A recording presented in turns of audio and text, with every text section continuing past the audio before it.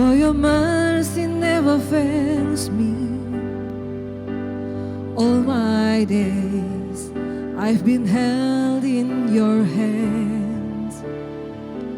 From the moment that I wake up until I lay my head, I will sing of the goodness of God. Bersama-sama katakan. And all my life you have been faithful.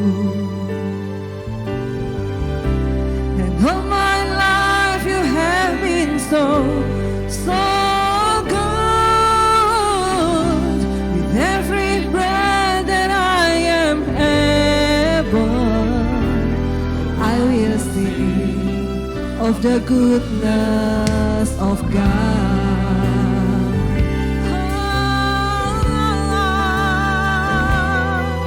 Thank you, Lord. I love your voice. I love your voice.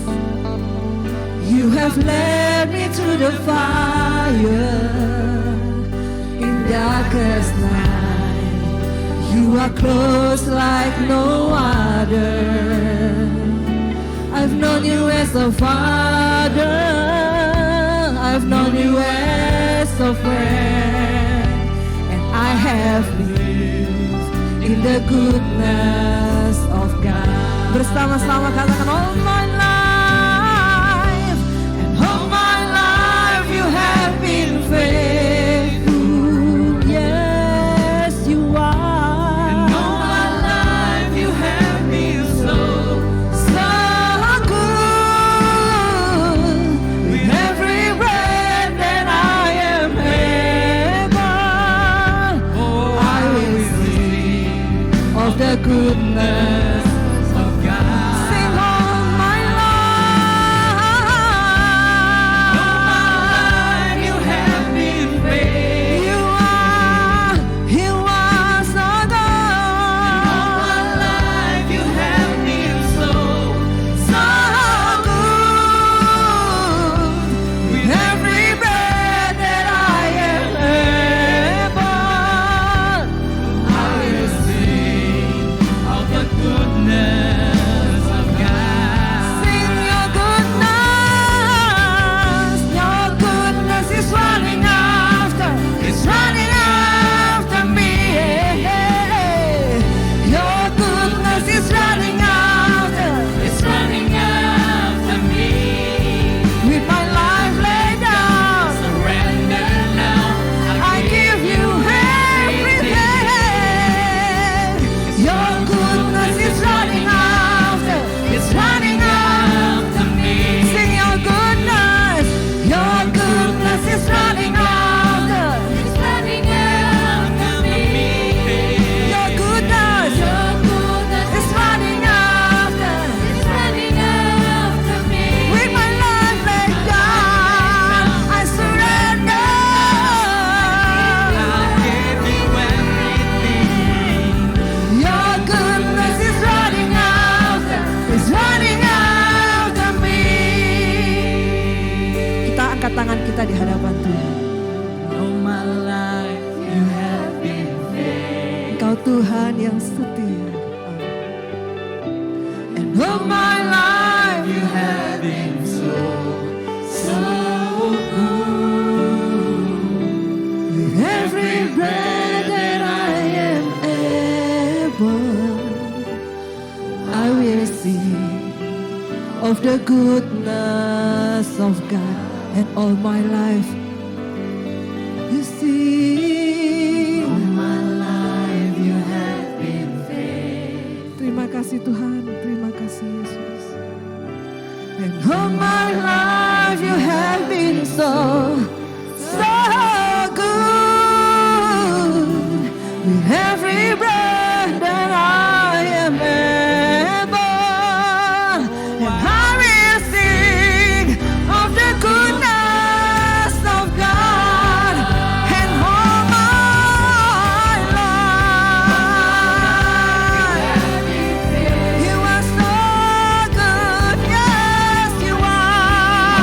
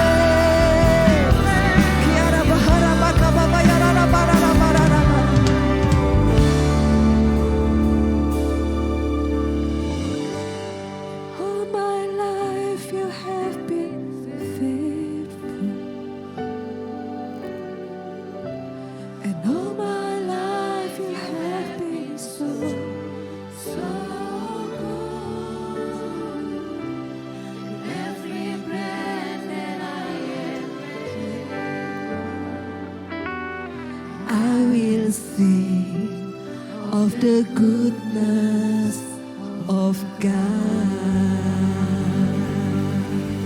Haleluya, haleluya, haleluya. Haleluya. Terima kasih Tuhan untuk nafas yang Kau berikan. Terima kasih Tuhan, saat ini kami ada di tempat ini untuk memuji dan meninggikan nama Tuhan. Terima kasih Tuhan, kami ada di tempat ini untuk mendengar apa yang menjadi kerinduan Tuhan dalam kehidupan kami. Terima kasih Tuhan untuk kasih setiamu yang sungguh dapat kami rasakan. Kami mengucap syukur dan saat ini kami ingin berikan yang terbaik.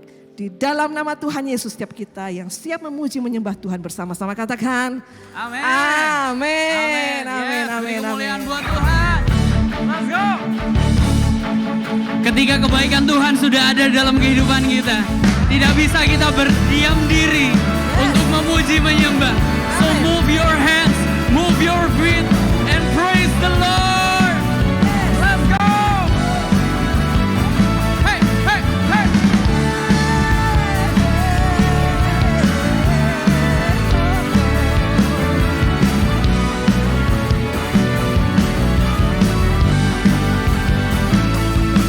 Let's say, hidup yang ku pilih membuatku berarti. Karena Yesus Tuhan, tempat ku percaya dan berharap. Ku buka mataku, lihat sekelilingku. Ku harus nyatakan kebenarannya yang membebaskan.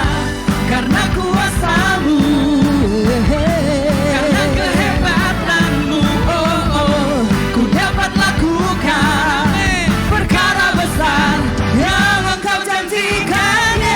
Yesus, Kaulah sahabatku. Yesus, Kau yang akan selalu berada di sisiku. Kau sumber kuatku. Oh, oh, oh, Yesus, Kaulah sahabatku. Yesus, Kau yang tak pernah jemu-jemu di sisiku. Kau sumber kuatku. Oh, oh, oh. Mari kita mau bersorak-sorak buat Tuhan. Let's go. Hidup yang ku pilih, listen, membuatku berarti. Karena Yesus Tuhan, tempatku percaya dan berharap. Ku buka mataku, lihat sekelilingku. Ku harus nyatakan apa? Kebenarannya yang membebaskan. Karena kuasa-Mu, oh, oh, karena kehebatan-Mu, oh, oh, ku dapat lakukan apa perkara besar yang Engkau janjikan. Yesus, Kaulah sahabatku. Yesus, Kau yang akan selalu berada di sisiku. Kau sumber kuatku. Oh, oh, oh, Yesus, Kaulah sahabatku. Yesus, Kau yang tak pernah jemu-jemu di sisiku. Kau sumber kuatku. Oh, oh, oh. Yesus, Yesusku. Oh, hanya Kau Tuhan, sumber kuatku selama-lamanya.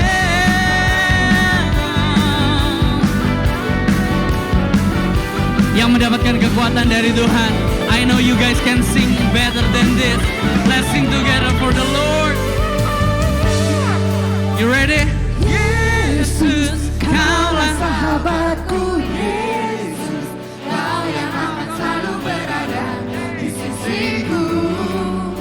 Kau sumber kuatku. Oh, oh, Yesus, Kaulah sahabatku.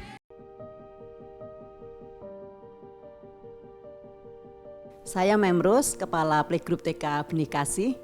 Saya sudah berkutat di dalam pendidikan anak usia dini selama 25 tahun. Hancur hati saya kalau saya melihat ada orang tua yang merasa gagal di dalam mengatasi permasalahan anaknya.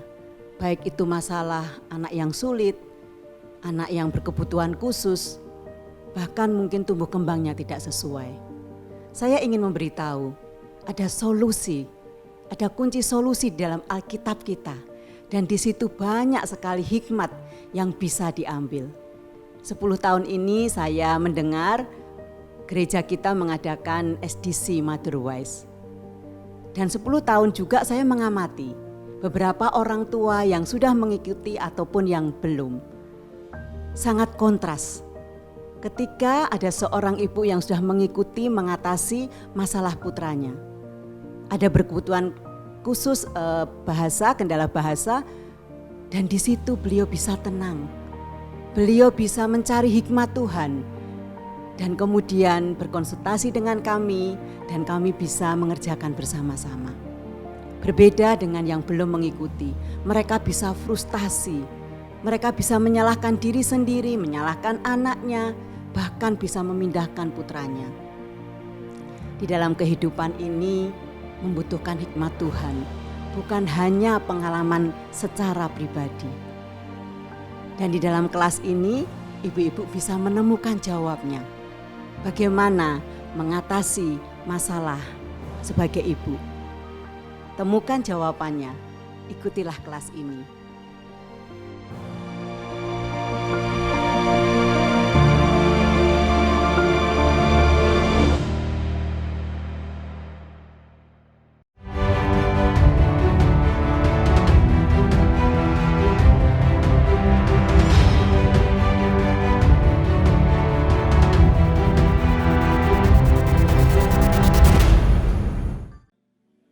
Pada pagi hari ini, pada siang hari ini, kita sama-sama menyiapkan hati kita supaya kita sungguh-sungguh melihat kasih setia Tuhan dan kebaikan Tuhan yang tidak pernah hilang dalam kehidupan kita. Saya akan bacakan ayat firman Tuhan yang mendasari ibadah kita, yang mendasari dedikasi kehidupan kita, penyembahan kita kepada Tuhan ketika kita memulai ibadah ini. Tak berkesudahan kasih setia Tuhan, tak habis-habisnya rahmat-Nya, selalu baru setiap pagi, besar kesetiaan-Mu. Ya Tuhan, Engkaulah bagianku. Biarlah saat ini, pada pagi hari ini, pada siang hari ini, kita sadar bahwa Allah kita adalah Allah yang hidup. Dia yang akan membawa segala kegelisahan dan ketakutan kita. Dia yang menjadi jawaban dalam setiap pergumulan dan persoalan yang kita hadapi. Mari kita membawa doa kita di hadapan Allah. Tuhan, Engkaulah jawaban atas kehidupan kami. Engkaulah tujuan dari kehidupan kami. Engkaulah yang memberikan kekuatan dan sukacita dalam sepanjang perjalanan kehidupan kami. Dan saat ini ketika kami membawa diri kami di hadapan Tuhan, membawa seluruh rencana kehidupan kami, dan janji-janji-Mu yang Tuhan sudah nyatakan di dalam firman-Mu. Kami rindu mengalami semua kebaikan-Mu, mengalami semua janji-janji-Mu. Dan kami percaya Engkau adalah Allah yang hidup. Dan kami akan membawa penyembahan kami, membawa hati dan kehidupan kami di hadapan Allah yang hidup. Terpujilah nama-Mu Tuhan. Di dalam nama Yesus Kristus kami berdoa dan menyerahkan ibadah kami. Haleluya. Amin.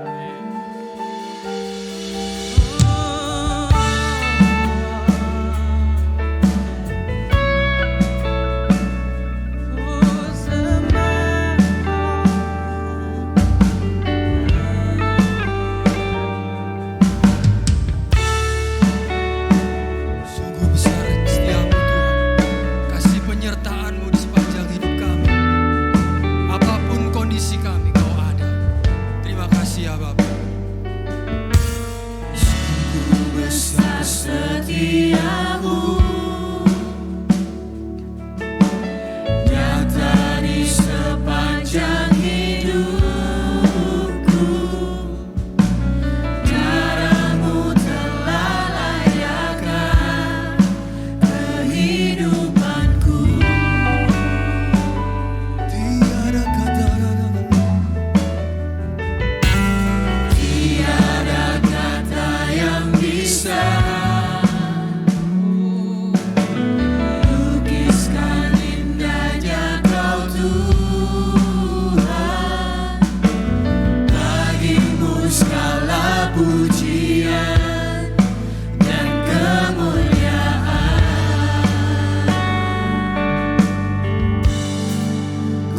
tinggikan Engkau Tuhan, melebihi segalanya, lebih dalam ku menyembah dalam roh dan kebenaran selamanya.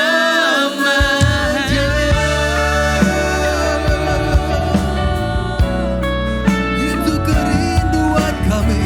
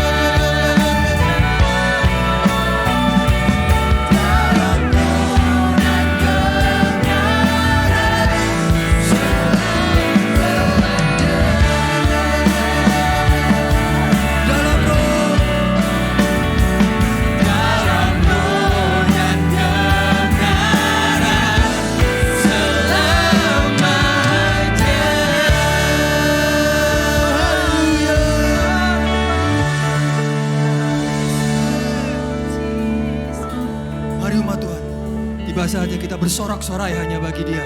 Hanya Dia yang layak dipuji dan disembah. Haleluya.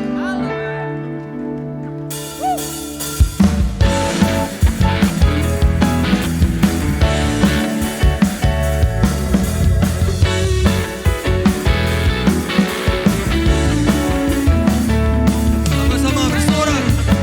Sorai hai umat Tuhan. Kudus dan mulialah nama-Nya. Besarlah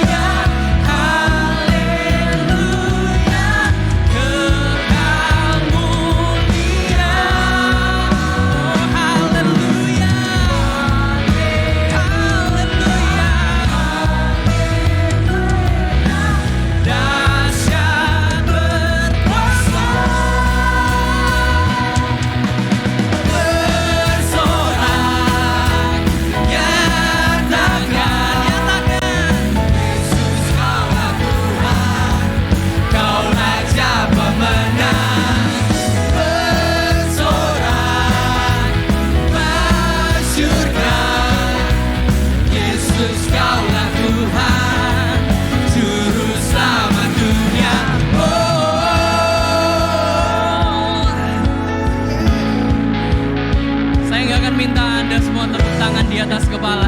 Tapi saya mau pastikan bahwa tepuk tangan kita semua hanya untuk Raja di atas segala raja. Karena Dia Allah yang agung, Allah yang perkasa, memberikan jalan, memberikan perlindungan, yang menyembuhkan. Dialah Raja di atas segala raja. Amin.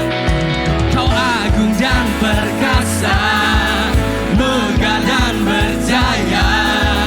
Yesus Tuhan, Yesus Tuhan, tempat perlindungan, tubuh pertahanan.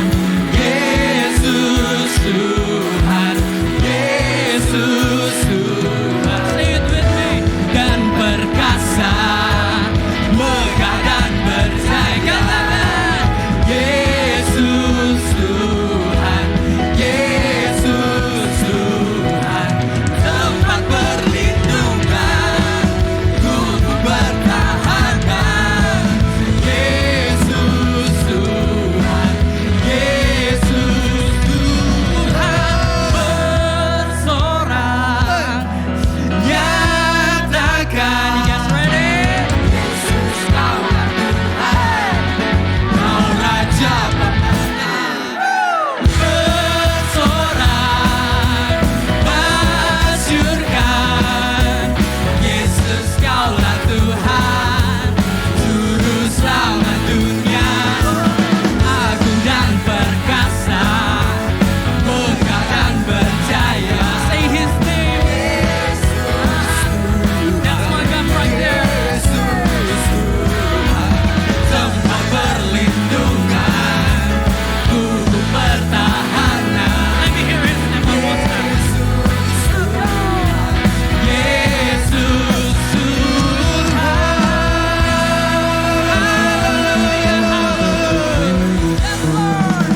Yes, Lord. Sebelum duduk, Bapak Ibu Jemaat, ada satu cara sebuah entrepreneur yang dia nulis folder di HP-nya, kata-kata yang afirmatif.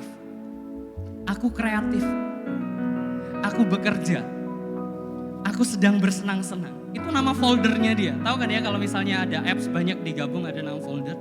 Foldernya adalah sebuah kata afirmatif.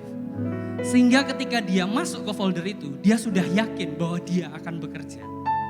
Dia akan bersenang-senang. Dia sedang melihat, dia terkoneksi dengan yang lain. Karena kata-kata afirmatif. Sebelum duduk, saya mau ada satu kata afirmatif yang kalian sebutkan dalam hati. Seperti, aku sembuh sekarang. Aku sudah berubah sekarang. Aku diterima sekarang. Aku dicintai sekarang. Karena sebelum kita masuk ke fase kehidupan di mana Tuhan mengubahkan, kita harus percaya dulu bahwa Tuhan sudah mengubahkan kita. Dan kepercayaan seperti itu akan ada terus sampai akhir hidup kita. Silakan duduk. Silakan duduk. Kata afirmatif yang saya katakan buat diri saya adalah, aku diberkati hari ini.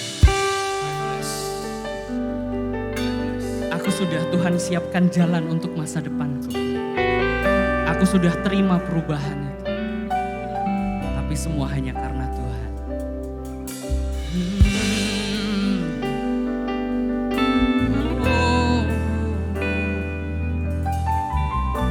Sekarang saatnya kita menyembah dan meninggikan Dia. Bapa, Engkau mengenalku lebih dari siapapun. Engkau tahu ceritaku dan isi hatiku. Tak peduli masa lalu, Engkau tetap memilihku. Ubahkanku, sempurnakan, jadi karya yang indah. Kini aku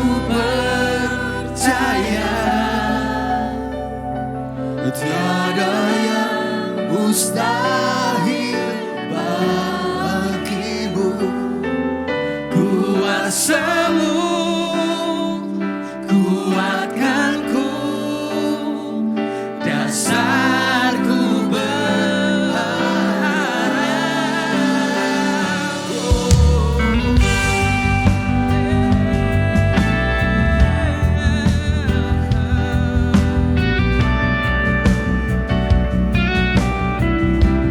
Mari kita nyanyikan.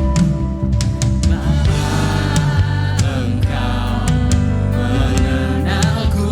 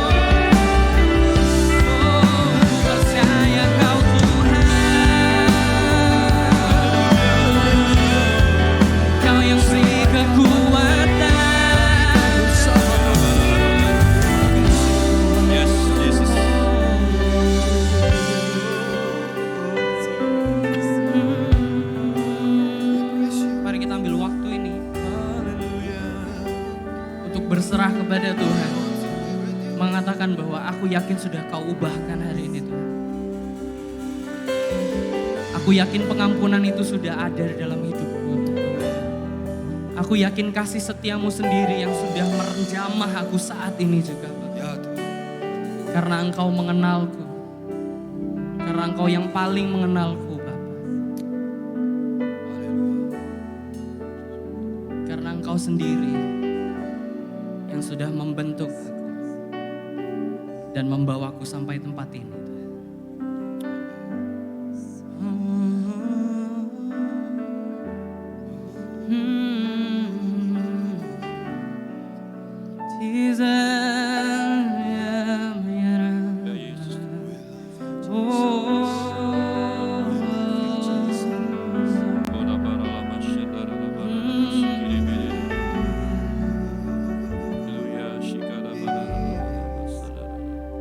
Dan kini aku percaya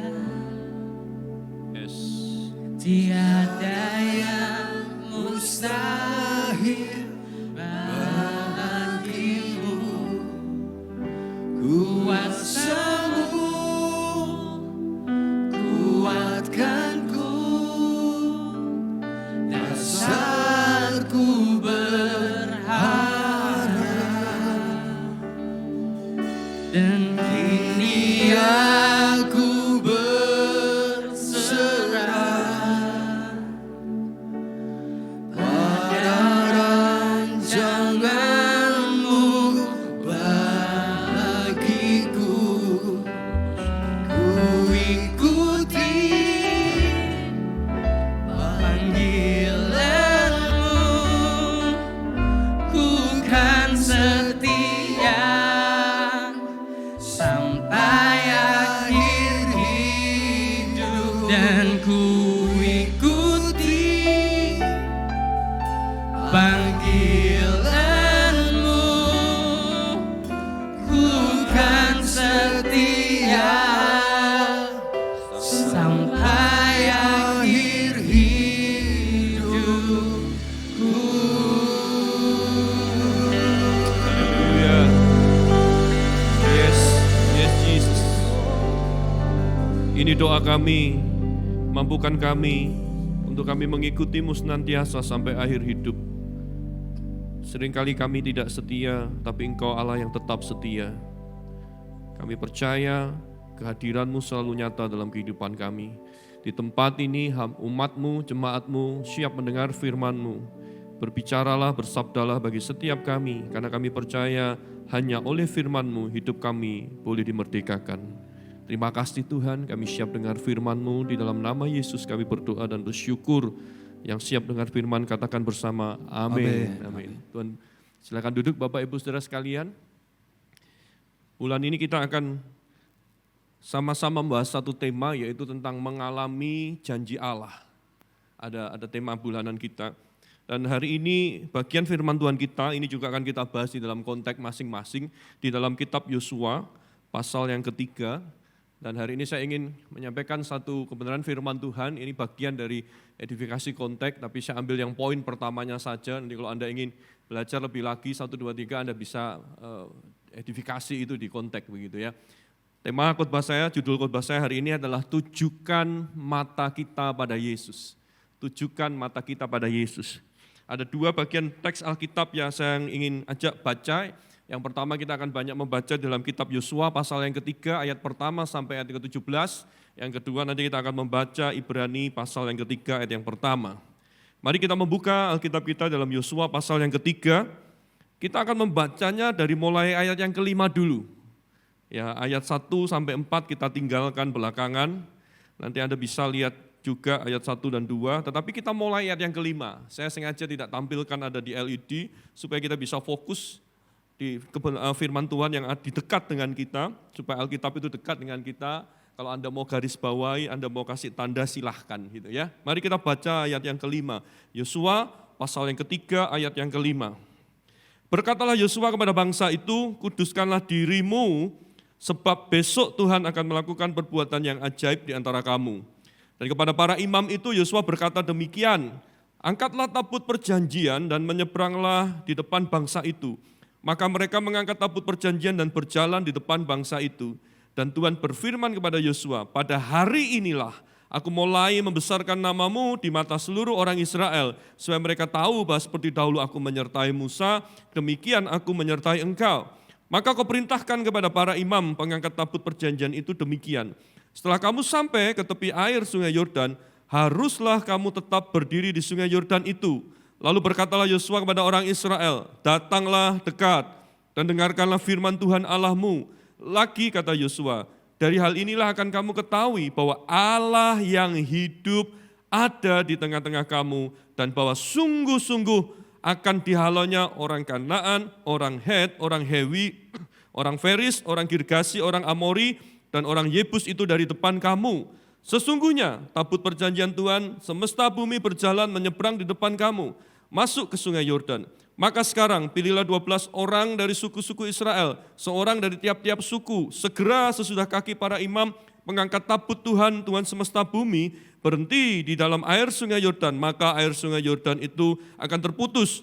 Air yang turun dari hulu akan berhenti mengalir menjadi bendungan. Ayat 14, sesuatu yang ajaib terjadi. Ketika bangsa itu berangkat dari tempat perkemahan mereka untuk menyeberangi sungai Yordan, para imam pengangkat tabut perjanjian itu berjalan di depan bangsa itu. Segera sesudah para pengangkat tabut itu sampai ke sungai Yordan dan para imam mengangkat tabut itu mencelupkan kakinya ke dalam air di tepi sungai itu. Sungai Yordan itu sebak sampai meluap sepanjang tepinya selama musim menuai. Maka berhentilah air itu mengalir. Air yang turun dari hulu melonjak menjadi bendungan. Jauh sekali di dekat Adam, kota yang terletak di sebelah Sartan. Sedang air yang turun ke laut Araba itu, yaitu laut asin, terputus sama sekali.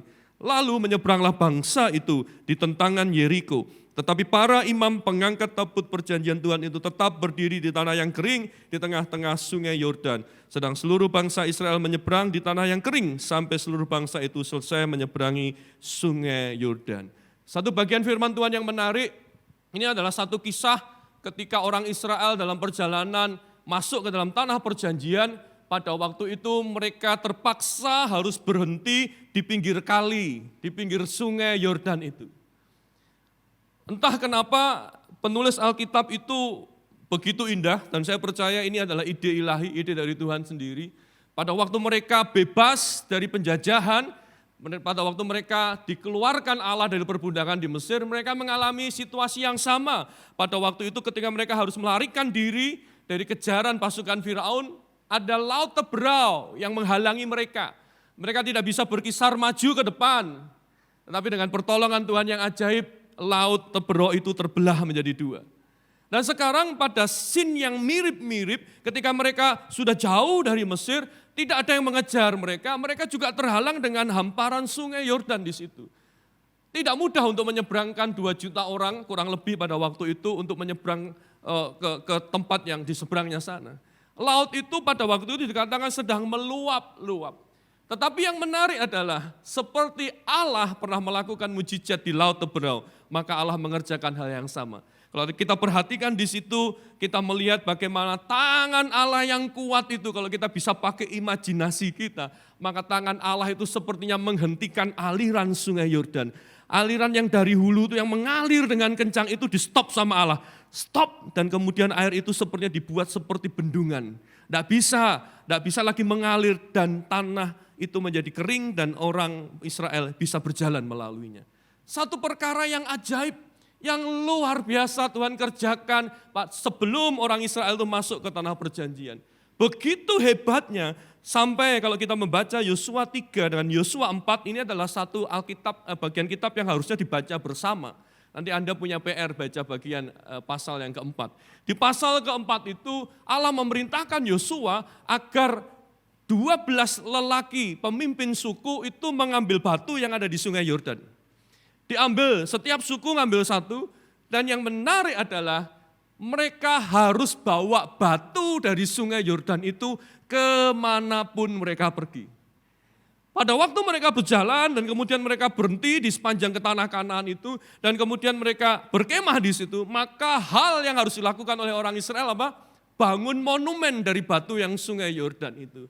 Untuk apa? Di situ menarik, nanti kalau kita perhatikan, di ayat-ayat di pasal keempat, jelas sekali dengan satu tujuan, supaya pekerjaan Allah yang besar, yang membendung sungai Yordan, kehebatan, kemuliaan Allah itu diceritakan terus kepada generasi yang kemudian. Saya bayangkan anak-anak orang Israel itu selalu bertanya kepada ayahnya, ya, kenapa sih kita ini pergi kemana-mana, sepertinya kita kurang kerjaan ya. Loh, kok bisa kamu tanya begitu, nak? Pergi, kita diam, lalu tiba-tiba tuh om-om itu loh, ada 12 om kemana-mana bawa batu, kemudian batu itu dipasang jadi monumen. Tujuannya untuk apa sih ya? Kenapa sih kita bawa batu kemana-mana? Kenapa sih itu batu dari mana sih ya?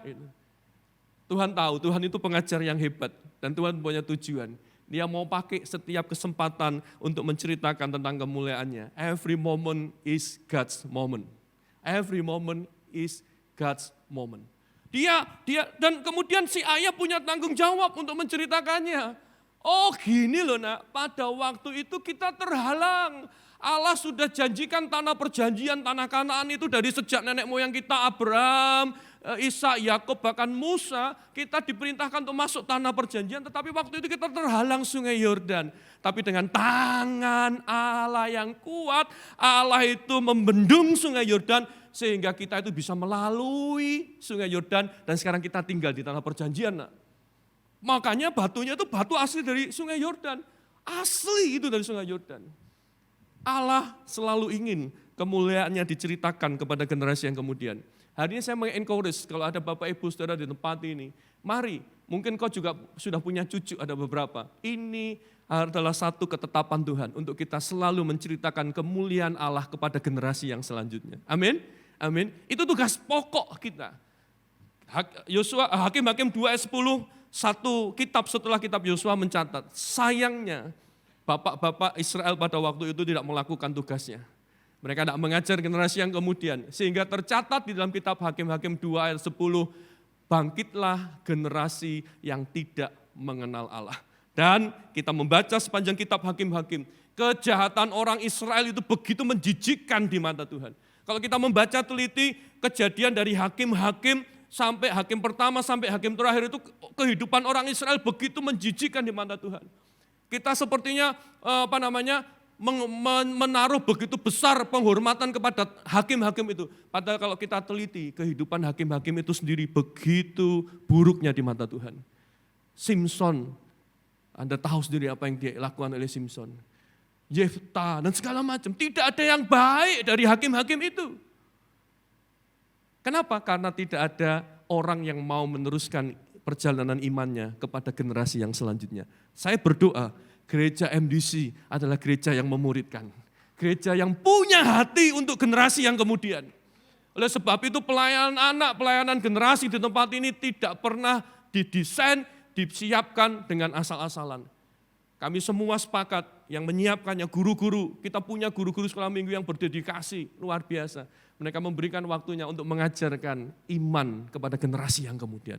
Mari kita juga lakukan itu di rumah kita. Mari ajar anak-anak kita. Nah, dari pengalaman yang hebat seperti ini, mungkin saya bisa simpulkan dari ayat 5 sampai ayat 17, kejadian yang indah itu di dalam 2 kalimat kebenaran, yaitu di ayat 5 dan di ayat yang ke-10. Mari kita baca dulu yang ayat 5 bersama-sama ya. 1, 2 mulai, sebab apa? Besok Tuhan, saya belum dengar suara Anda. Sama-sama ya, 1, 2, 3, sebab besok Tuhan akan apa? Melakukan perbuatan yang ajaib di antara kamu. Mungkin kanan kirinya Bapak Ibu sedang membutuhkan perbuatan ajaib Tuhan. Ayo bacakan ayat ini kepada kanan kirinya. Sebab boleh dikasih tahu, sebab besok Tuhan akan melakukan perbuatan ajaib dalam hidupmu. Ya. Luar biasa. Dan yang kedua dikatakan, baca sama-sama yang kedua ya, oke ya. 1, 2 mulai. Allah yang hidup, apa? Hidup di tengah-tengah kamu. Kalau kita memperhatikan ayat 5 sampai ayat ke-17, sebenarnya kesimpulan dari cerita itu ya 2 kalimat ini Bapak Ibu Saudara sekalian.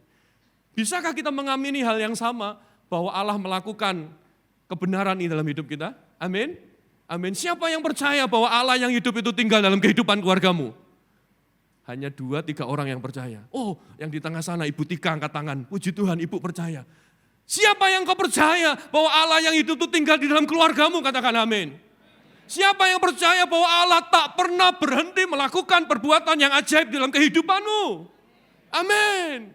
Saya meyakini itu. Saya percaya Alkitab ini, pekerjaan Allah di dalam Alkitab tidak terputus di dalam catatan Alkitab. Setiap karya ajaibnya dikerjakannya sampai hari ini. Sampai hari ini, ia akan melakukan pekerjaan ajaib. Hari ini engkau sedang bergumul. Saya berdoa, besok engkau akan melihat pekerjaan ajaib Allah ini. Anggap saja ini nubuatan untuk Anda. Amin. Namun yang menarik Ibu Bapak Saudara sekalian, pada waktu kita melihat, ini Allah melakukan pekerjaan yang ajaib ketika imam itu menjejakkan kakinya ke sungai Yordan itu, dan sungai itu terbelah jadi dua. Itu pekerjaan yang tidak bisa dilakukan oleh manusia. Dan mereka berjalan masuk ke tanah perjanjian. Ada satu momen di mana bangsa itu harus menunggu 3 hari sebelum mereka menyeberang. Kalau kita perhatikan ayat 1 sampai ayat yang ke-4, kita melihat mereka itu sepertinya sengaja diperintahkan oleh Tuhan untuk tinggal, belum langsung nyebrang. Allah tidak langsung bikin mujizatnya, mereka tinggal di situ, mereka diam di situ. Ada satu hal yang Allah ingin orang Israel kerjakan. Sebelum mereka masuk ke tanah perjanjian, Allah ingin mengajar sesuatu kepada bangsa Israel. Dan saya percaya pelajaran ini penting buat kita. Kita tidak hanya dipanggil untuk menikmati keajaiban-keajaiban yang Tuhan sediakan dalam hidup kita. Tapi kita perlu melihat pelajaran yang satu ini yang Allah kerjakan dalam kehidupan orang Israel. Karena ini sangat penting sekali. Karena pada waktu itu generasi yang akan menyeberang masuk ke tanah Kanaan itu adalah generasi yang baru. Mereka tidak pernah mengalami kedahsyatan kuasa Allah di padang gurun yang sebelumnya. Allah ingin menegakkan kembali sesuatu. Apa itu? Yang menarik adalah yang Allah mau tegakkan itu terjadi di ayat 3 dan ayat 4. Saya bacakan bagi ibu bapak saudara sekalian. Ayat 3. Dan memberi perintah kepada bangsa itu. Katanya, segera sesudah kamu melihat, tolong simpan kata melihat. Kata melihat, oke? Sudah simpan ya. Kita akan banyak ngomong tentang kata melihat itu. Kamu melihat tabut perjanjian Tuhan Allahmu yang diangkat para imam yang memang suku Lewi, maka kamu harus juga berangkat dari tempatmu dan mengikutinya. Hanya antara kamu dan tabut itu harus ada jarak kira-kira 1 kilometer panjangnya. Janganlah mendekatinya, maksudnya supaya kamu mengetahui jalan yang harus kamu tempuh sebab jalan itu belum pernah kamu lalui dahulu. Ketika saya membaca ayat ini, menyiapkan firman Tuhan ini, saya berhenti di ayat ini.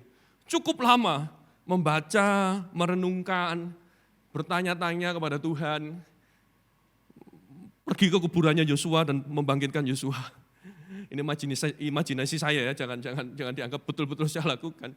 Saya bangunkan Yosua dan saya tanya, kenapa sih waktu itu kok yang Tuhan minta di tempat tunggu itu adalah suruh melihat.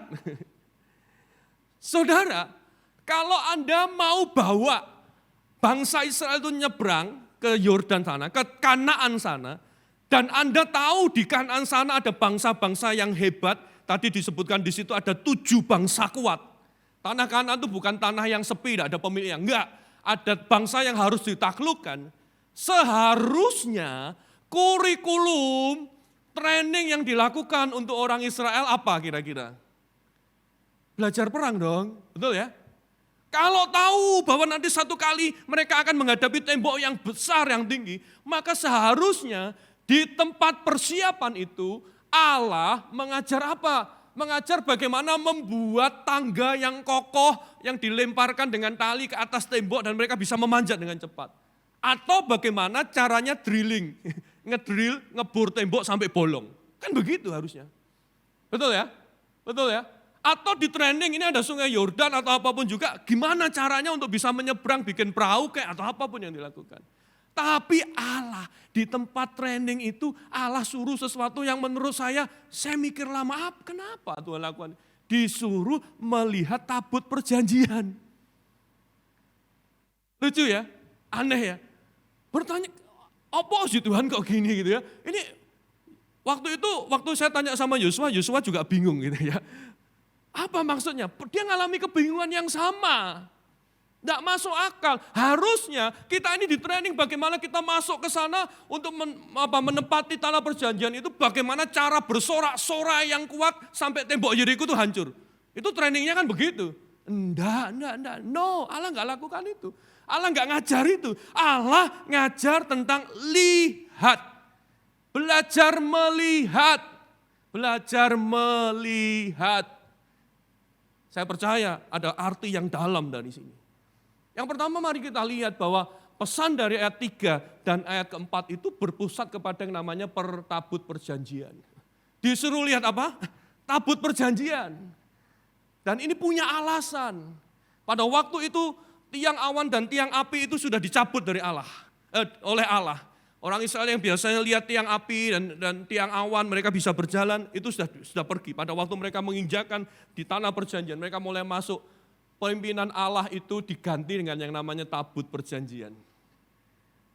Allah ingin orang Israel mengingat kembali apa sih itu tabut perjanjian. Mari kita lihat sama-sama. Tabut perjanjian itu bicara tentang Allah pernah mengikat perjanjian dengan umatnya dan bahwa mereka menjadi milik kesayangannya.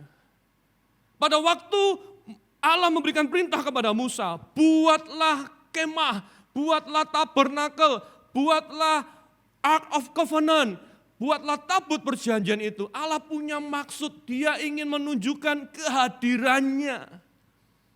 Karena Allah begitu kudus, dia dikatakan seperti api yang menghanguskan, dia tidak bisa hadir dalam kekudusannya. Karena kekudusannya itu akan menghanguskan seluruh umat. Maka ia hadir dalam bentuk simbol, yaitu dia membentuk kemah tabernakel yang ada di tengah-tengah. Kemah itu selalu ada di tengah-tengah kemahnya orang Israel. Dan di dalam kemah itu ada yang namanya tabut perjanjian. Setiap kali imam memimpin ibadat pada waktu itu, maka kemudian muncullah yang namanya dari tutup tabut perjanjian itu muncullah satu awan kemuliaan Shekinah glory. Dan disitulah umat tahu Allah sedang hadir. Allah sedang hadir. Artinya apa? Artinya tabut perjanjian itu bicara tentang Allah yang mengikat perjanjian. Aku jadi Allahmu, engkau jadi umatku. Engkau umat kesayanganku. Aku tidak akan melepaskanmu, aku mengikat perjanjian. Dan ini yang luar biasa, aku Allah akan selalu ada dalam hidupmu, kata Allah. Luar biasa. Oleh sebab itu pada waktu saya memikirkan, rupanya ini yang Allah inginkan ajari orang Israel. Ia inginkan Yosua bikin satu kelas training sebelum mereka nyebrang sungai Yordan, sebelum mereka mengalami mujizat, mereka harus tahu dulu bahwa mereka adalah umat kepunyaan Allah. Bahwa Allah pernah bikin covenant dan perjanjian dengan umatnya. Itu yang harus, identitasnya harus jelas dulu. Harus jelas. Mereka adalah umat perjanjian. Tak berhenti di situ, kalau kita teliti dengan detail, maka di dalam tabut perjanjian itu ada 3 benda. Ya, yang Allah memang perintahkan. Desainnya dari Allah. Yang pertama adalah 2 loh batu yang berisi 10 perintah Allah. Dan Alkitab mencatat itu ditulis dengan jari Allah sendiri. Wah, luar biasa. 10 perintah Allah. Untuk apa 10 perintah Allah itu? Kalau kita membaca kitab Keluaran, kita mendapati bahwa 10 perintah hukum Allah itu bukan untuk memberatkan. Ya. Kadang-kadang kita membaca perintah Allah itu langsung ke perintahnya. Misalnya Keluaran 20, nanti kalau nggak percaya boleh lihat. Di ayat yang pertama itu jelas sekali. Karena Allah mengasihi umatnya, maka ia memberikan hukum. Itu cara Allah bekerja. Hukum itu ada dibuat Allah, itu perintah Allah itu menolong orang untuk bisa hidup di dalam kasih Allah. Itu selalu sifat hukum Allah. Tapi masalahnya manusia tidak bisa memenuhi hukum itu 100%. Hanya Yesus nanti akan menggenapinya. Kita akan lihat sama-sama nanti. Artinya apa? Ketika 2 loh batu itu disimpan di dalam tabut perjanjian, artinya dan itu ditaruh di depan, berjalan di depan orang Israel, Allah sedang memberikan pesan kepada generasi itu, kepada bangsa itu, bahwa aku sendiri yang akan memerintah engkau. Aku sendiri yang akan memimpin kehidupanmu. Aku sendiri yang akan mengarahkan jalan hidupmu. Wow, luar biasa. Mereka perlu dapat pengajaran itu sebelum nanti mereka berhadapan dengan bangsa-bangsa yang mereka taklukkan, sebelum mereka menyeberang sungai Yordan. Mereka harus berhadapan dengan Allah yang adalah satu-satunya pemerintah dalam hidup dia. Tuan atas hidup mereka. Yang kedua, benda itu namanya mana. Ya, ada di situ ya. Jadi yang pertama, dia memerintahkan dan mengarahkan umatnya. Ya, itu bicara 2 loh batu. Yang kedua adalah mana. Ada yang menyebut mana itu sebagai roti, tapi tidak 100% tepat juga. Kita tidak pernah tahu sebenarnya seperti apa gitu ya. Ada yang seperti mungkin agak mirip cairan dan whatever lah. Tapi itu makanan yang diberikan Allah pada waktu ia memelihara bangsa Israel ada di padang gurun. Saudara pernah bayangkan, mana itu seperti roti pada biasanya, tidak bisa disimpan. Betul ya? Tidak bisa disimpan. Kira-kira roti kalau pakai pengawet itu bisa disimpan berapa lama sih? Ada tetap bisa busuknya enggak? Bisa ya, tetap bisa busuk. Betul ya Kak Mita? Bisa tetap busuk ya? Walaupun dikasih namanya pengawet, tetap roti itu bisa busuk. Semua makanan itu tidak bisa disimpan. Khususnya mana? Mana itu hari demi hari. Didesain Allah demikian supaya betul-betul orang Israel itu hanya bisa bergantung kepada Allah 1 hari lepas 1 hari, 1 hari lepas 1 hari. Itu cara bergantungnya Allah mendidik orang Israel. Tapi yang ini lucu. Bisa minta tolong satu botol ini. Mana yang disimpan itu dikatakan 1 gomer. Ya, 1 gomer itu kurang lebih segini, Bapak Saudara. Ya. Disimpan 1 gomer itu, kemudian dimasukkan ke dalam tabut perjanjian. Loh, enggak busuk. Terus dibawa dari padang gurun sampai dibawa enggak busuk. Tujuannya apa? Saya percaya ini jadi moment of teaching juga. Saya percaya ini juga menjadi gas moment juga untuk bercerita. Saya percaya anak-anak juga tanya sama papahnya, sama ayahnya. Ya, di dalam tabut perjanjian itu isinya apa sih? Kotak gitu dibawa kemana-mana. Ini loh nak, isinya itu ada mana? Mungkin seperti botol ini gitu isinya. Segini isinya. Loh itu roti apa? Bayangkan nak, kita ini 2 juta orang berjalan di padang gurun selama 40 hari, itu kasih makannya kita tuh kayak apa? Saudara pernah bayangkan? Tidak ada toko roti, atau sini yang kerja roti, kasih makan 2 juta orang, bisa bayangkan enggak? Saya pernah hidup di asrama, kalau kami dapat tugas masak itu, masak untuk 40 orang. Masaknya tentu yang enggak sulit-sulit, masaknya paling gampang apa? Nasi goreng gitu ya. Untuk masak untuk 40 orang itu setengah mati. Akhirnya kami menemukan teknik kalau goreng itu nggak bisa pakai sotel lagi. Wah sotel ya tangannya sakit atau sotelnya patah. Pakai kantong kresek, apinya dikecilin, kalau masak itu pakai tangan gini. Saya bayangkan untuk masak 40 orang aja begitu sulitnya. Ini memberi makan di padang gurun, tidak ada resource. Nanti Anda cari sendiri itu, bagaimana orang 2 juta di padang gurun bisa dapat makan. Hanya Allah yang sanggup menyediakan makanan buat mereka. Oleh sebab itu Allah tunjukkan, dia mau katakan bahwa ketika tabut perjanjian itu ada di depan mereka, lihat itu loh tabut perjanjian, lihat aku yang akan menyediakan apapun yang engkau perlukan. Wah ajaib, makanya itu yang Allah maksudkan, lihat tabut perjanjian itu. Yang ketiga di dalamnya ada tongkat Harun. Singkat cerita, tongkat yang sudah merupakan kayu mati, kayu yang sudah dipotong, tidak ada aliran kehidupan, tapi dengan kuasa Tuhan, tongkat Harun itu bisa berbunga. Ajaib. Allah ingin menunjukkan kepada orang Israel, aku punya segala kuasa, termasuk membangkitkan yang sudah mati. Dan pada waktu membaca ini, saudara, Bapak Ibu Saudara sekalian, kalau kita percaya bahwa Alkitab ini adalah sejarah keselamatan, kitab yang berisi sejarah keselamatan, bukan hanya sejarahnya bangsa Israel, maka sebenarnya kita bisa lihat bahwa tabut perjanjian ini bicara tentang menunjukkan sesuatu yang lebih besar daripada sekedar bendanya itu saja. Apa itu? Tabut perjanjian itu bicara tentang Yesus Sang Immanuel. Allah yang ketika Yesus itu datang ke dunia itu adalah menunjukkan Allah itu mau intervensi ke dalam kehidupan kita yang berdosa, kita yang harusnya dihukum. Allah itu mau memberikan dirinya, bahkan membuat perjanjian. Oleh darah Yesus hari ini kita diselamatkan. Oleh darah Yesus kita tidak dihukum lagi. There is no condemnation in Christ. Amazing. Covenant itu dipenuhi oleh datangnya Yesus. Dan bukankah pada waktu Yesus lahir, Yesus akan lahir, malaikat Tuhan datang dan malaikat Tuhan berkata apa? Beri dia nama Yesus, beri dia nama Immanuel. Apa artinya? Allah selalu beserta dengan kita. Cocok. Tabut perjanjian itu dengan sempurna digenapi dalam kehidupan Yesus Sang Immanuel. Oleh sebab itu kalau Bapak Ibu tidak keberatan, dan seharusnya tidak keberatan, karena sebenarnya ini sedang merefer kepada Yesus. Makanya Pak, kalau kita lihat Allah mendidik orang Kristen untuk melihat tabut perjanjian, berita ini sampai kepada kita, hidup kita haruslah senantiasa melihat kepada Sang Immanuel itu. Kita akan sampai ke sana nanti. Dan yang menarik Bapak Ibu Saudara sekalian, oleh sebab itu mari baca Alkitab kita itu jangan hanya sekedar kisahnya situ saja. Oh itu cerita tentang kemenangan Israel lalu kita ambil dalam kemenangan kita. Tapi saya mendorong Anda, baca ini menjadi satu sejarah keselamatan yang digenapi dalam kehidupan Yesus. Yesus sendiri kalau kita bandingkan dengan apa yang diisi atau isian dalam tabut perjanjian. Bukankah Yesus adalah penggenapan dari 10 perintah Allah itu?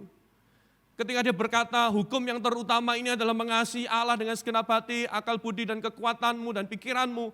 Dan mengasihi sama, hanya Yesus yang sanggup menggenapinya. Matius 5 ayat 17, akulah yang menggenapi hukum Taurat. Artinya apa? Artinya Yesuslah yang menjadi sang hukum itu. Artinya kalau di dalam perjanjian lama melalui 10 perintah Allah, Allah ingin memerintah, Allah ingin mengarahkan hidup umatnya. Maka Yesus juga memiliki peran yang sama dalam hidup ini. Dia yang akan memerintah dan mengarahkan kehidupanmu. Bukankah di dalam Yohanes 6 Yesus berkata, akulah roti hidup. Oleh sebab itu kita bisa berkata bahwa apa saja yang kita butuhkan di dalam hidup ini untuk kita bisa memuliakan Tuhan, itu dipenuhi oleh Yesus sang roti hidup. Apakah ini kebetulan? Tidak. Kalau Allah yang mendesain semuanya itu sempurna. Dan kalau itu bicara tentang tongkat Harun yang menunjukkan bahwa dari benda yang mati bisa melahir, ada kuasa yang Allah bisa tunjukkan dari benda yang mati itu lahir kehidupan. Bukankah Yesus sendiri pernah turun ke dunia orang mati? Bukankah Yesus sendiri sudah mengalahkan maut? Dia bangkit dari kematian. Oleh sebab itu pada waktu kita dibaptis di dalam Roma pasal yang ke-6 ayat 3-4, itu adalah satu pertanda kita yang mati dibangkitkan. Amazing bukan? Alkitab kita tidak pernah salah menceritakan desain Allah. Teliti, jelas. Dan ketika saya memikirkan nih, ini hal yang sangat penting. Ketika Allah menganggap bahwa itu penting bagi orang Israel untuk melihat tabut perjanjian. Kemana tabut perjanjian itu akan berjalan. Pada waktu tabut perjalanan itu bergerak, ikutilah. Maka sebenarnya perintah itu sampai kepada kita hari ini. Lihatlah Yesus, sang roti hidup. Lihatlah Yesus, sang hukum yang memerintah hidup kita. Lihatlah Yesus yang bisa membangkitkan, yang punya kuasa untuk membangkitkan yang mati. Ikutilah dia.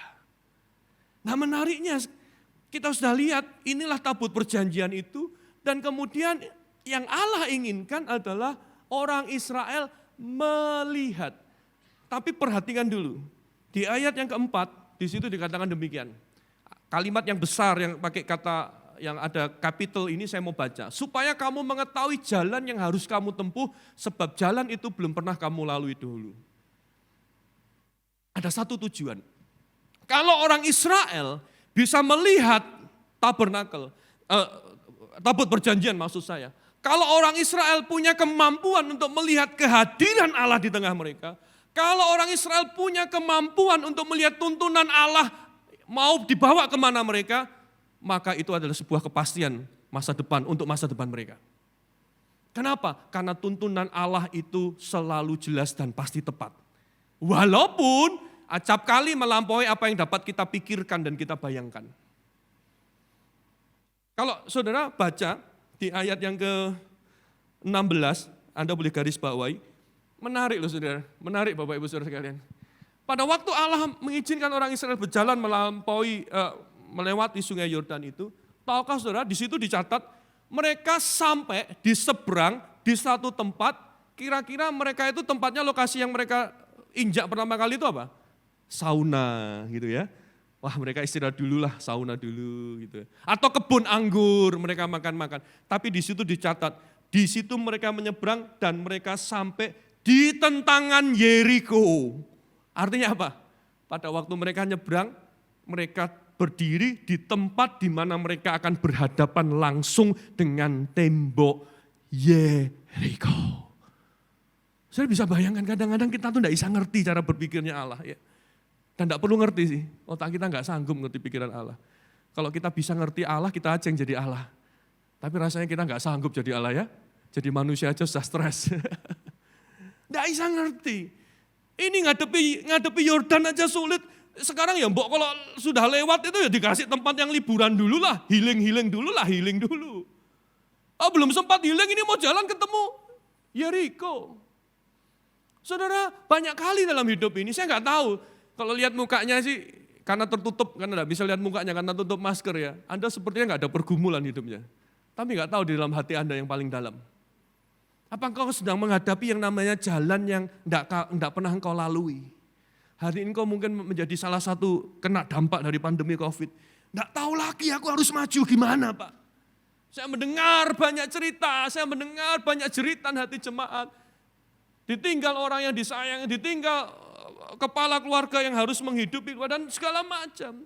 Pak aku tidak tahu lagi, pengalamanku, kekayaanku tidak bisa menjamin itu semua untuk aku bisa maju ke depan. Waktu saya ditanya saya juga tidak tahu jawabannya, saya nggak pernah melalui jalan itu. Kalau jemaat ini ada 2.500 sampai 3.000, maka ada 3.000 jalan yang saya tidak pernah lalui. Dan saya nggak punya jawaban atas 3.000 jalan itu. Tapi kita bersyukur, kita tidak perlu tahu kadang-kadang jalan hidup kita yang di depan sana.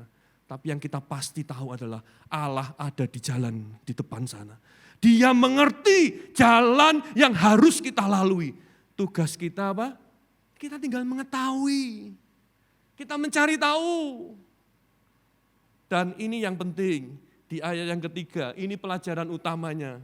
Ini kompetensi dasarnya kalau di sekolah. Ini capaian belajarnya, kalau kurikulum merdeka sekarang. Capaian belajarnya orang Israel pada waktu itu ini. Ayat yang ketiga. Sesudah kamu melihat. Rupanya di pinggir sungai Yordan itu Allah sedang melatih kemampuan orang Israel untuk bisa melihat.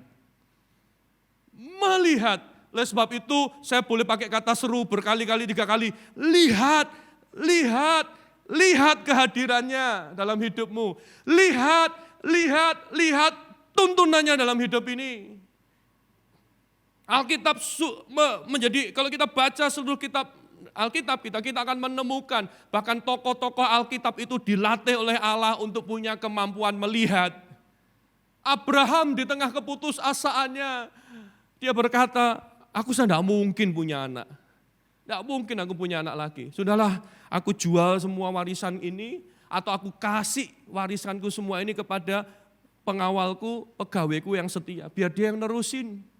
Aku nggak punya lagi. Dia putus asa. Dia tidak sanggup melihat tabut perjanjian itu. Dia tidak sanggup lagi melihat ada tongkat Allah. Bukan hanya sekedar tongkat Harun, tapi tongkat Allah yang selalu terkadang melindungi dia. Yang sanggup membangkitkan yang mati menjadi hidup. Abraham tutup, kabur, dia nggak bisa lihat. Apa yang Allah lakukan? Apa yang Allah lakukan? Allah panggil Abraham. Sore-sore agak mendung, awan begitu agak gelap. Dia katakan, Abraham, ayo keluar dari kemahmu yuk. Keluar dari kemahmu yuk. Lalu Abraham keluar dari kemahnya. Dan kemudian Allah katakan, pandang ke atas langit. Lihat bintang-bintang itu, hitung. Dan disitulah Abraham bisa melihat kembali janji Allah. Dia bisa melihat kembali kalau Allah sudah berfirman, firman-Nya tak pernah gagal. Allah melatih Abraham untuk bisa melihat dia. Sehingga waktu dia kembali ke kemah, Abraham bisa bernyanyi, lebarkanlah pancang-pancang kemahnya. Karena dia tahu janji Allah akan digenapi. Kemahnya harus diperlebar. Janji Allah keturunannya akan segera datang. Dimulai dengan kemampuan melihat. Lihat kehadirannya dan lihat tuntunannya. Makanya ini sangat penting. Saya mungkin tidak akan banyak ngobrol atau ngomongin tentang apa namanya? Tentang kisah Yosua ini, tapi ini menjadi dasar. Mari kita tarik dalam pelajaran untuk kita hari ini. Dan kita bersyukur dalam kitab Perjanjian Baru ada perintah yang sama, ada kurikulum yang sama yang Tuhan berikan. Di dalam Ibrani pasal ketiga ayat ke-1, ketika jemaat Ibrani pada waktu itu, surat Ibrani itu adalah surat edaran, tidak dikhususkan kepada satu jemaat tertentu. Jadi pada waktu itu banyak pengikut Tuhan, umat Kristen yang pada waktu hidup dalam penganiayaan, hidup disesatkan oleh pengajaran sesat, mereka bingung harus ikut pengajaran yang seperti apa, mereka mengalami penganiayaan secara fisik. Dalam kondisi seperti itu, penulis Ibrani mengirim surat pastoralnya, diedarkan. Dan salah satu perintah atau ajaran, kurikulum yang diajarkan ini. Hai saudara-saudara yang kudus, yang mendapat bagian dalam panggilan surgawi. Pandanglah. Keluar lagi satu pengajaran yang indah, yang selaras dengan apa yang pernah Yosua dapatkan di pinggir sungai Yordan. Penulis kitab Ibrani katakan, punyalah kemampuan untuk memandang Yesus. Pandanglah Yesus. Kepada rasul dan imam besar yang kita akui, yaitu Yesus. Pandanglah Yesus. Bahkan tidak sekedar memandang dengan lalu saja kita lihat, kayak kita lihat kalau kita jalan keluar, ada bakso, ada soto, enggak begitu. Tapi kata pandanglah itu dipakai 2 kali di kitab Ibrani, di pasal 12 ayat kedua. Pada waktu kita harus mengikut Yesus, melihat Yesus, itu artinya apa? Artinya mengamat-amati dengan teliti. Saya mau simpulkan Bapak Ibu Saudara sekalian, rupanya kehidupan kekristenan kita akan kuat jika kita punya kemampuan untuk memandang Yesus. Itu kesimpulannya. Mengamat-amati dengan teliti. Mengamat-ngamati perjalanan hidup kita di bawah terang firman Tuhan. Bagaimana, ini 3 hal yang penting. Bagaimana Yesus telah membangkitkan kita dari kematian rohani. Engkau bukan manusia lama lagi hari ini. Engkau tidak dikuasai dosa lagi hari ini. Engkau bukanlah pemuja hawa nafsu hari ini. Engkau bisa kalahkan semua keduniawian itu. Karena engkau adalah sekarang manusia rohani. Engkau adalah ciptaan yang baru. Yang mati sudah dibangkitkan oleh kuasa salib Kristus. Dia sudah mengerjakan itu. Oleh sebab itu kita sedang bergumul dengan apapun dalam hidup ini. Amati kehidupanmu. Aku harusnya enggak lemah seperti ini. Ada banyak anak muda datang kepada saya dan berkata, Kak, aku jatuh lagi dalam pornografi, aku jatuh lagi dalam gimana caranya? Caranya adalah amati kehidupanmu. Yesus sudah membelimu dengan harga yang mahal. Yesus memberikan kemampuanmu untuk mengalahkan dosa apapun yang ada dalam hidupmu. Amati kehidupanmu. Yang kedua, amati bagaimana Yesus memerintah dan mengarahkan hidupmu. Bukan dunia yang menjadi tuanmu hari ini. Yesus yang memerintah. Yang ketiga, amati bagaimana dia menyediakan yang kita perlukan agar kita bisa memuliakan dia. Kita dipanggil untuk memuliakan Tuhan. Dan untuk kepentingan itu, ia menyediakan segala sesuatu sesuai dengan kemurahan dan kemuliaannya. Itu yang akan Tuhan kerjakan. Kemampuan kita untuk bisa melihat Yesus yang mengerjakan semua itu dalam kehidupan kita. Itu yang akan membuat perjalanan iman kita menjadi kuat. Bahkan kita bisa menjadi berkat bagi orang lain. Amin. Bahkan dalam perjalanan penggembalaan dan pelayanan saya mulai menyadari ketika ada seseorang yang limbung dalam kehidupannya. Ketika ada seseorang yang sedang bergumul dalam kehidupannya. Ketika ada seseorang yang hidupnya sepertinya jauh dari Tuhan. Yang kita lakukan kadang-kadang bukan untuk menasehati, memberikan ngomong A, B, C, jadi cerewet untuk dia. Enggak. Yang kita butuhkan adalah kita mendoakan dia, kita bersyafaat, Tuhan celihkan mata hatinya supaya ia bisa melihat Yesus lagi. Saya akan tutup dengan 2 cerita. Sementara kita akan selesai dan kita akan berdoa. Cerita ini semua dalam Alkitab tentang cara memandang. Satu kali Yesus bertemu dengan orang buta. Pada waktu itu Yesus mendatangi orang buta itu, dan dengan cara yang dicatat cukup kasar, Yesus meludahi mata orang buta itu, dan tiba-tiba dengan kuasanya yang ajaib, orang buta itu celik matanya. Dan Alkitab mencatat, apa yang terjadi? Pada waktu Yesus bertanya, apa yang kau lihat? Orang itu berkata, aku melihat seperti pohon. Artinya apa sih? Artinya kalau kita lagi jalan naik mobil itu, ya kadang-kadang kita sambil tiduran gitu, kayak di steering kita sambil tiduran, kita lihat kanan kiri itu sepertinya kayak ada bayangan-bayangan. Artinya samar-samar. Artinya apa? Pandangan orang buta itu apa? Kabur. Pada waktu Yesus menyentuh orang buta, menyembuhkan, tapi pandangan orang buta itu kabur. Hari ini mungkin ada di antara engkau yang hidupmu sedang kabur pandanganmu. Tapi saya datang bukan untuk menghakimi engkau, untuk mengajak kita mengevaluasi dirimu. Kita kabur melihat Yesus, mata kita itu ditutupi dengan apa yang namanya kacamata emosi. Emosi kita lagi nggak stabil, kita lagi penuh masalah, kita lagi punya banyak pergumulan. Kacamata kita dipenuhi tembok Yeriko yang menghalangi kita untuk melihat Allah. Pandangan kita kabur, kita nggak bisa lihat Yesus. Atau pandangan kita kabur, kita nggak melihat Yesus, alih-alih kita lihat Yesus yang menjadi sumber pengharapan. Kita lihat dunia, kita lihat kekayaan dunia, kita lihat apa yang ditawarkan dunia. Kita kabur melihat Yesus. Tapi hari ini ada Injil, berita baik untuk Anda semua. Yesus nggak tinggalkan orang buta itu. Dia datang kepada orang buta itu, dia taruh tangannya ke mata orang buta itu. Dan orang buta itu kembali melihat dengan jelas, pandangannya nggak kabur lagi. Pada sentuhan yang kedua, orang buta itu bisa melihat Yesus dengan jelas. Hari ini saya mau berdoa, kalau hidupmu hari-hari ini sedang dikaburkan apapun juga, engkau sulit melihat Yesus. Tapi engkau tahu, ini pelajaran yang penting untuk punya kemampuan memandang Yesus. Hari ini dengan pertolongan Roh Kudus, dengan kuasa Roh Kudus, matamu dicelikkan kembali, mata rohanimu dibukakan kembali. Engkau bisa melihat Yesus hari ini. Engkau bisa melihat Yesus hari ini. Karena hanya di dalam Yesus ada pengharapan. Matamu yang kabur dibuatnya jelas. Cerita yang kedua.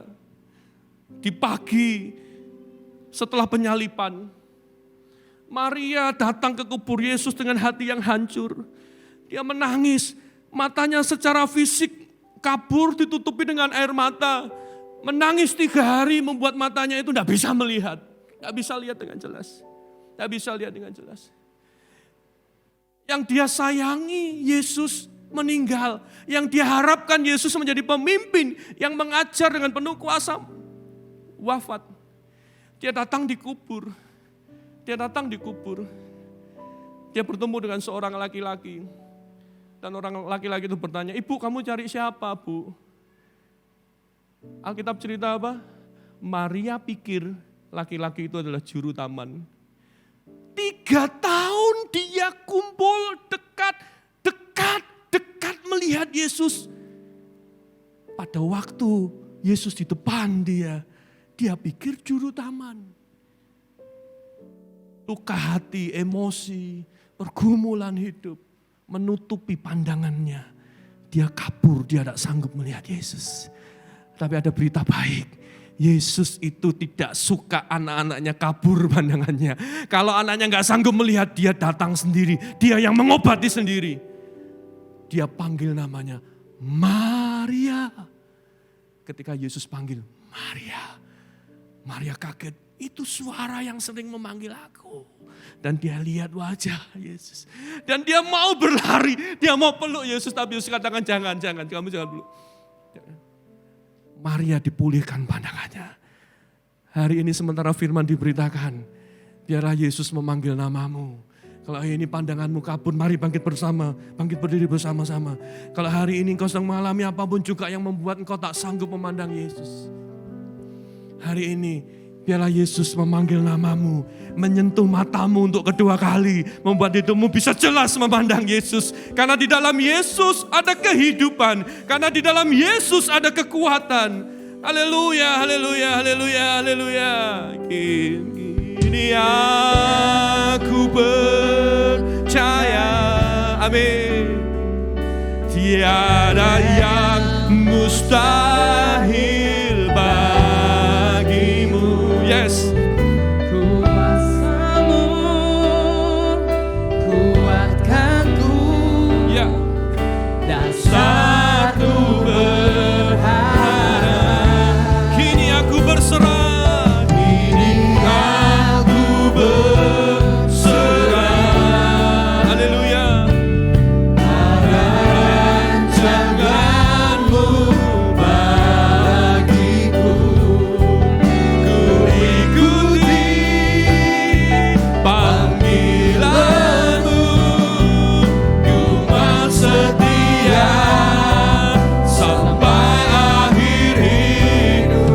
aku ini doamu. Kini aku percaya. Yes. Aku percaya. Tak ada yang mustahil bagi Tuhan. Tiada yang mustahil. Semua Yordan akan kau lalui. Tembok Yeriko akan dirumbuhkan. Janji Allah akan digenapi dalam hidupmu. Kemenangan terjadi dalam kehidupanmu. Haleluya. Haleluya. Mari berserah. Ya. Kini aku berserah pada rancanganmu bagiku. Ikuti panggilanmu, ku kan setia sampai akhir hidupku. Sementara engkau berdoa di dalam hadirat Tuhan, hari ini saya ingin berdoa bagi setiap engkau Bapak Ibu Saudara sekalian, baik yang di bawah maupun yang ada di atas. Kalau hari ini benar seperti firman Tuhan, engkau mengalami kekaburan, engkau tidak sanggup melihat Yesus. Sepertinya masalahmu itu menjadi tembok Yeriko yang besar. Engkau tidak sanggup lagi berjalan maju ke depan. Hari ini dengar baik-baik, seperti dia memanggil Maria. Dengar panggilannya, dengar panggilannya. Dia mau memanggil engkau kembali. Dia mau menunjukkan kuasanya kembali dalam kehidupanmu. Hari ini angkat tanganmu tinggi-tinggi di hadapan Tuhan. Tuhan, buka mata hatiku. Tuhan, ajarku untuk sanggup melihat jalan-jalan-mu. Tuhan, mampukan mataku untuk melihat tuntunanmu dengan jelas di dalam hidup ini. Tuhan, tolong aku. Oh Tuhan, aku berdoa bagi setiap jemaatmu yang mengangkat tangannya tinggi-tinggi. Hari ini mereka begitu galau, mereka begitu sulit untuk bisa maju ke depan. Ada banyak halangan dalam hidup mereka. Yang mereka lihat adalah masalah, yang mereka melihat adalah pergumulan besar. Mata mereka kabur, tidak sanggup memandang engkau. Hari ini panggil namanya, kagetkan mereka, kejutkan mereka, kembalikan hati mereka, kembalikan mata mereka untuk bisa memandang engkau. Dan hari ini aku berdoa, kuasamu yang membangkitkan yang mati, kuasamu yang menghidupkan, itu kau kerjakan dalam kehidupan mereka di dalam nama Yesus Tuhan. Mereka yang butuh apapun juga, sediakan semuanya itu supaya mereka bisa memuliakan Tuhan di dalam nama Yesus. Yang sakit, penyakit, Tuhan jamah, Tuhan sembuhkan di dalam nama Yesus. Di dalam nama Yesus kesembuhan terjadi. Mari Tuhan, di dalam nama Yesus. Hari ini ada halangan di mata itu yang dicabut. Kami bisa melihat Yesus bekerja dengan luar biasa dalam hidup kami. Terima kasih Tuhan, terima kasih. Mari kita mengambil waktu sebentar. 2 menit, 3 menit kita ambil waktu. Kalau Tuhan ingatkan dalam benak kita satu orang yang hidupnya matanya sudah kabur, sudah teralih dari Yesus. Mungkin kita sudah memberikan nasihat begitu banyak. Maukah siang hari ini menjadi waktu untuk kita mendoakan mereka. 1-2 orang yang Tuhan taruh dalam hatimu, doakan mereka. Entah itu orang yang ada di rumahmu, entah itu sahabatmu, rekan kerja ataupun juga, apapun juga. Atau mereka orang yang belum mengenal Tuhan. Mereka teralihkan dari Yesus. Mari doakan mereka, ambil waktu, ayo jadi gereja yang bersyafaat untuk orang-orang yang terhilang. Doakan supaya mereka sanggup melihat Yesus. Haleluya, haleluya. Tuhan berkati. Jangan lihat masalah hidup mereka yang sulit.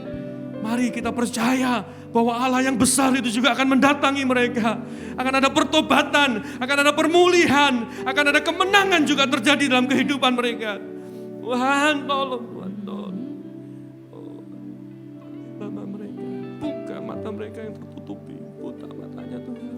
Bahwa mereka bisa melihat Engkau hadir di sebelahnya, hadir di depannya, ya Yesus Tuhan. Oh Tuhan. Haleluya, haleluya. Haleluya. Ketika kita berserah, ketika kita bisa memandang Yesus, maka kita akan terus mengikuti panggilannya. Kuikuti panggilanmu. Kuikuti panggilanmu. Ku mau setia sampai akhir hidup. Sekali katakan, kuikuti panggilanmu. Tuhan panggil kami dan kami mau mengikutimu. Ikuti panggilanmu. Ku mau setia sampai beri kemuliaan buat Yesus yang selalu setia dalam kehidupan kita. Diberkatilah jemaat-Mu Tuhan.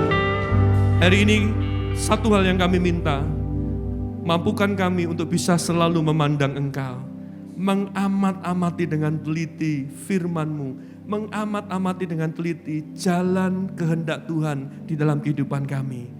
Kami mau menikmati perjalanan bersama dengan Engkau. Kami mau menikmati tuntunan yang jelas dalam kehidupan kami. Terima kasih Tuhan. Buka terus mata hati, mata rohani kami. Sehingga kami boleh menjadi anak-anak yang mengenal Engkau dan kuat dan bertindak di dalam kehidupan ini. Terima kasih Tuhan. Mari umat yang percaya berkata bersama, amin. Kini aku percaya tiada yang mustahil bagimu. Kuasamu kuatkanku, dasarku berharap. Dan kini aku berserah pada rancangan-Mu bagiku. Ku ikuti panggilan-Mu, ku kan setia sampai akhir hidupku. Ku ikuti panggilan-Mu, ku kan setia sampai akhir hidupku. Mari kita akan akhiri ibadah kita dengan rasa syukur kepada Tuhan. Terima kasih Tuhan untuk setiap firman dan janji penyertaan-Mu dalam kehidupan kami. Biarlah Tuhan firman-Mu menuntun kami. Firman-Mu menjadi pelita bagi kakiku dan terang bagi jalanku. Tuhan berkati setiap kami, jemaat-Mu Tuhan, yang sudah setia mengiring Engkau. Biarlah Tuhan, kami menemukan Engkau di dalam langkah-langkah hidup kami. Kami akan menemukan Engkau Tuhan ketika kami menghadapi kesulitan. Kami menemukan Engkau Tuhan ketika pandangan kami kabur. Kami akan mendapatkan terang yang sesungguhnya, jalan yang sesungguhnya daripada-Mu. Berkati firman-Mu yang sudah kami dengar, dan biar itu menjadi kehidupan yang nyata di dalam langkah hidup kami. Terima kasih untuk Pak Petuel yang sudah menyampaikannya. Tuhan berkati beliau, berkati pelayanannya, berkati keluarganya. Kami serahkan Tuhan setiap jemaat-Mu dalam tangan Tuhan. Saudara-saudara yang dikasihi Tuhan, terimalah berkat dari Allah Bapa, cinta kasih-Nya Tuhan kita Yesus Kristus, dan penyertaan dari kuasa Roh Kudus dari sekarang ini sampai selama-lamanya. Di dalam nama Tuhan Yesus Kristus, mari yang percaya mengatakan amin. Tuhan memberkati. Selamat siang. Kau Tuhan, penolong dalam hidupku, ku percaya hanya kepadamu. Kau pegang tanganku dan tuntun langkahku. Yesus, Kau perlindunganku. Kau Tuhan, kekuatan dalam hidupku, penolongku dalam kesesakan. Kau gunung batuku dan pertahananku. Yesus, Kau kemenanganku. Yesus, kami umat-Mu Tuhan. Kaulah penyelamat. Terpujilah Kau Tuhanku, mulutku memuji nama-Mu sepanjang umur hidupku. Terpujilah Kau Tuhanku di atas segalanya.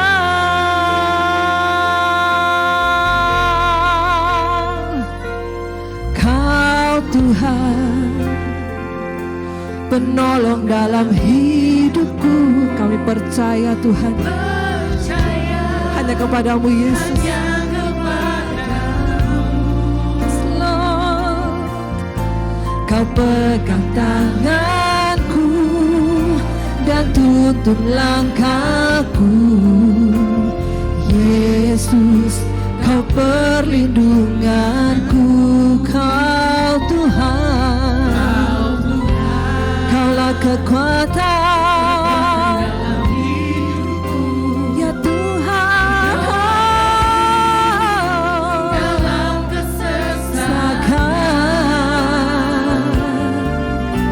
Kau gunung batuku dan pertahananku. Yesus, Kau kemenangan.